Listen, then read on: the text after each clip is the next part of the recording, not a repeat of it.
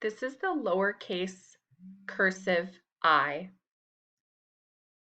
On lined paper, you need to be very familiar with your top line, your bottom line.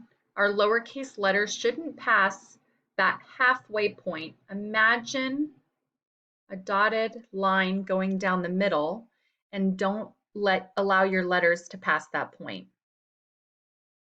The lowercase I begins with an undercurve, slant down, then an undercurve, lift your pencil, dot your I.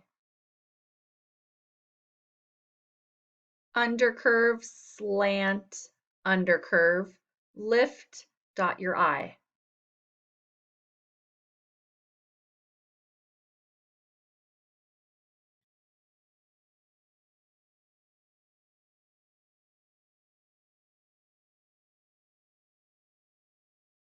When you want to connect two,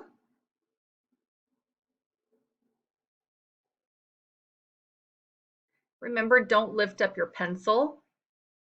You also want to make sure that your letters are touching your baseline.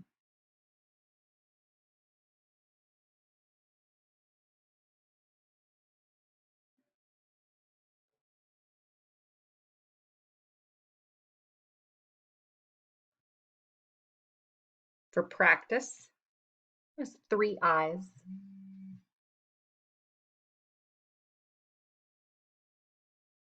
2, 1.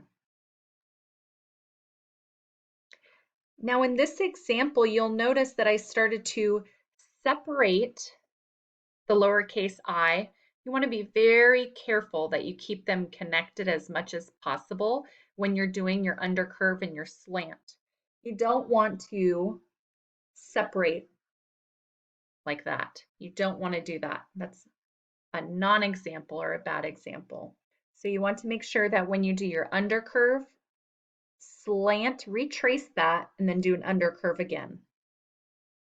Keep them connected.